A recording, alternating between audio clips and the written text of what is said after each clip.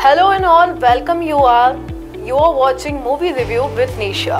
Junior NTR और जानवी कपूर की film Devara, जिसका दर्शकों को काफी लंबे समय से इंतजार है। फिल्म के गाने और टीजर ने पहले ही दर्शकों के दिलों में फिल्म को लेकर उत्साह बढ़ा दिया है। अब जाकर दर्शकों को फिल्म के रिलीज का इंतजार है। फिल्म के रिलीज से पहले ही आज मेकर्स ने देवारा पार्ट 1 की एक छोटी सी झलक दर्शकों के सामने पेश करते हुए देवारा का ट्रेलर जारी कर दिया है।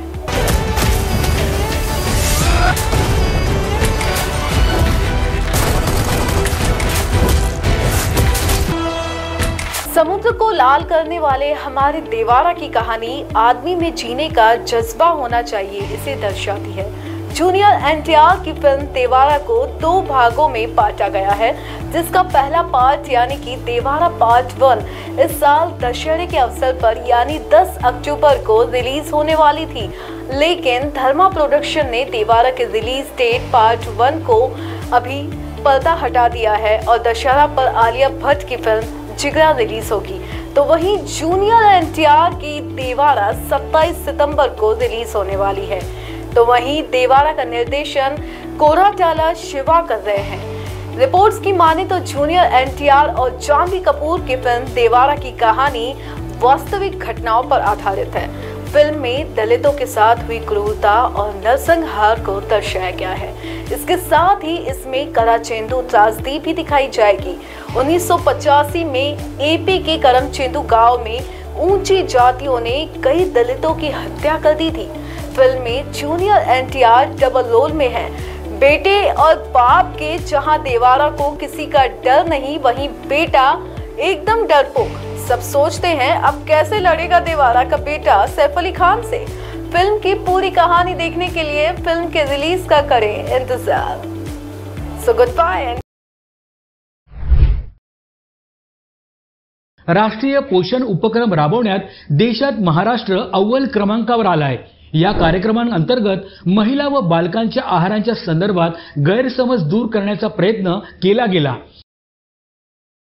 विशेष करून ॲनेमिया आजाराच्या संदर्भात अंगणवाड्यांच्या माध्यमातून महिलांमध्ये जागृती करण्यात येत आहे। यामध्ये 10,516 अंगणवाडी केंद्रांमधून ही जागृती सुरू आहे। यामध्ये 6 महिने ते 6 वर्ष वयोगटातील बालके तसेच स्तनदा माता तसेच किशोरवयीन मुली यांना देखील लाभ देण्यात येत आहे। या उपक्रमामध्ये एक पेड़ मां के नाम व चिमुकल्यांची वसुंधरा या अभियानांमार्फत माता आणि बाल आरोग्य संदर्भात तसेच अनौपचारिक शिक्षण याबाबत देखील जागृती करण्यात येत आहे। प्रिया, तुला माझ्या गावचे मित्र माहिती आहेत ना? अगं तो शंकर, गणू सगळ्यांची मुलं ना आता शाळेत जायला लागलीत। त्या नीमा काकू आहेत ना, त्यांचा राजू हा तुझा प्लॅन सक्सेसफुल होऊ देईल असं मला नाही वाटत। एक मिनिट, म्हणजे तू राजूच्या मुलीबद्दल बोलतोस? हो, तिच्याच बद्दल बोलतो। त्याचं असं म्हणणं आहे की मी घरचं बघू का मुलीच्या शिक्षणाचं बघू? अगं वेडा आहे का तू? त्याला कुठे काय करायचंय? मुलीच्या शिक्षणासाठी मुलगी अगदी 18 वर्षांची होईपर्यंत महाराष्ट्र शासनाच्या लेक लाडकी योजनेमार्फत टप्प्याटप्प्याने शिक्षणासाठी पैसे दिले जाणार आहेत। आता हे ऐकल्यानंतर ना तो राजूच काय नीमा काकू पण नाव घालते की नाही बघ शाळेत। चला, म्हणजे एकही मुलगी शिक्षणापासून वंचित राहता कामा नये हा तुझा संकल्प तू पूर्ण करणारच। राज्यातील प्रत्येक सुज्ञ नागरिकांनी असा संकल्प केला तर शाळाबाह्य मुलींची संख्या 0वर आणता येईल। लाडक्या लेकीच्या पंखांना बळ हीच आहे महाराष्ट्र सरकारची तळमळ। राजू दादाला मुलगी झाली, राजू दादाला।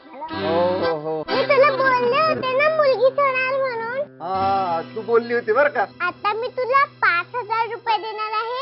मी पहिली शाळेत घातलं की 6,000 रुपये। आणि हो, जेव्हा ती 6वीत जाईल ना तेव्हा 7,000 रुपये आणि 11वीत जाईल तेव्हा 8,000 रुपये मी तिला देणार आहे। एवढंच नाही, ती 18 वर्षाची झाली की 75,000 रुपये द्यायला मी तयार आहे। एवढे पैसे?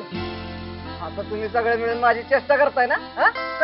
नाही रे दादा, तुला फक्त जवळपासच्या अंगणवाडीमध्ये जाऊन लेक लाडकी योजनेमध्ये तुझ्या मुलीच्या नावाची नोंदणी करायची। एवढंच करायचं? धन्यवाद बरं का माझ्या लेकींना। या लहान मुलींप्रमाणेच आपल्या जवळच्या गरजू लोकांना लेक लाडकी योजनेची माहिती देऊयात आणि आपल्या लेकींचे उज्ज्वल भवितव्य घडवण्यासाठी हातभार लावूया। लाडक्या लेकीच्या पंखांना बळ हीच आहे